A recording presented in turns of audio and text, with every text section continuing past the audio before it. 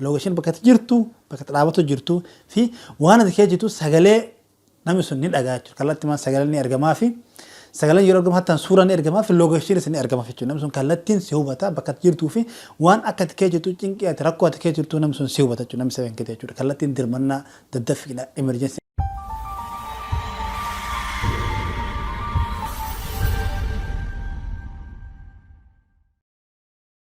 السلام عليكم ورحمة الله وبركاته. جرجرت هذا كما جاء في جالة تمام نجيني كن جالة كما جاء إدوا سنين سنة كما جاء كان دوا جتنا مسلوط وراثن يرى تكرر جالة نمتون كان كنا سوا سوتون ما ملك كنا تانو جبس أران تنسكو بيرات وانا را ولا تيم نجر يرو تكو تلفونا كنا نمن رافع تشوف حتى ناتو نمن فلاتو نوك أبا نلفا نوك نما تشوفنا فكنا في حتى توقف اللي توباتو yeroo dirmanna cinqii fakkeenya fi waan taana wal qunnamtu kallattiin akkamittiin namni si dirmatudha waan jedhu fakkeenya namni saa namni si dhiyaatu tokko waan ati keessitu akkamittiin akkatti nama wal qunnamte akkatti bakka hamtuu jirtu akkatti yookaan hattuu wal qunnamte akkatti cinqii keessa jirtu namni tokko akkamitti si hubata fakkeenyaaf telefoon kee kun dhaamadha telefoon kun eega dhaamaa ta'e telefoon kan isaa dhaamaa kana telefoon kan kun location bakka jirtuu fi suuraa yeroo san kee haa ta'u kan yoo kaameraan gara namicha achi garagalchees kaameraan bichaas haa ta'u sagalee haasoo isin lamaan jidduu deemu kana kallattiin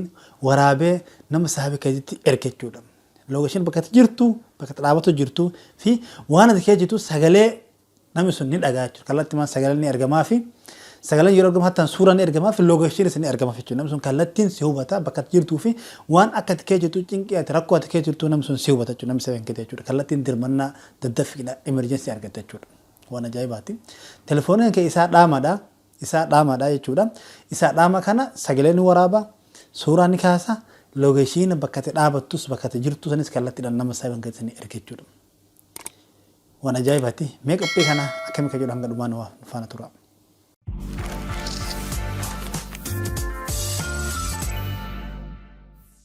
ولد ديفنا جيران أما أنت أنا واتوقع أبي تقص نمبر باجسو تلفونك إنه جود أنا بس تقص نمبر باجسو كلا تما سيتينج سنتني سيتينج موبايل كسني سنتني جودا سيتينج سنتني رابطان أولفتني بقتني قرتني أدفانس بقتني قرتني أسرع جوكافتني يورا أسرع جوكافتن أولفتني أسرع جوكافتن أمس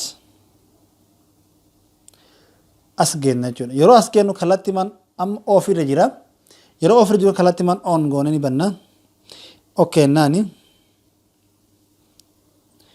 asirratti kallattii man okay naani lakkoofsa nama saahibaa yookaan nama daddafiidhaan nu dirmatenne yaanu abdiirraa qabnu asi galfanna jechuudha bakka kanatti asirratti nama abdannu saahiba jennee abdannu akkasitti rakkoo san keessatti nu hubatee nu dhaqqaba jennu kan dhaqqabu rabbumaa sababa irra galfanna jechuudha kallattiin asirrattiin maqaa galchaa asirratti lakkoofsa abbichaa kataba jechuudha. Seef jedhaani kallattiin seef ta'ee jira jechuudha. Amma seef ta'ee irraa bannu seef ta'ee jira.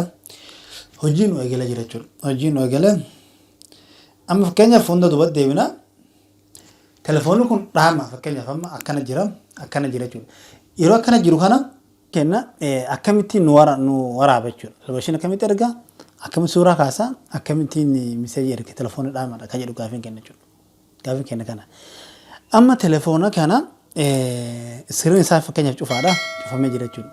Egaa iskiriin isaa cufamee bakka ittiin banan kana paawar ittiin bannee ittiin cufnu kana yeroo sadii wal jala dhoofna jechuudha. Yeroo sadii wal jala kanatti itti deebinee yeroo sadii wal jala dhoofna jechuudha. Akka himmeetti dhaheetti ilaaluu yeroo sadii wal jala. Amma yeroo sadii wal jala dhaheetti jira. Suuraas ni kaasa. Locationis sagalee kennas ni waraaba jechuudha. Akkam kan jedhamee waliin agamma agarra irraa hin bana. Kallattiin abbiisanii argama jechuudha. Lakkoofsatti yeroo duraa seef keessa godhatte nama saniif kallattii mana argamaaf jechuudha. Kunoo suuraa waliin location kallattiin argamaaf jechuudha. Mee irratti location irra cuqaasee yoo kalaalu taate kallattiin iddoo an jiru location kun iddoo an jiru kana nama sanii tilmaama nama sanii erga jechuudha. Kallattii maan location kun nama sanii erga jechuudha. qopheen irraa kana fakkaata rabbi nuti mudini yeroo cinqii yeroo fakkeenya bakka waan hin taane qunnamtu kallattiin namni isaa himni keetii kasi dhiyoo jiru si hirmaachuu biif kan ni danda'a jedha abdiin qaba qophii irraa kana fakkaata qophii kana fakkaatu walitti nagaan nuti torma salootu sabarachuun nufaana bu'aa nu jajjabeessa nagaan nuuf tura.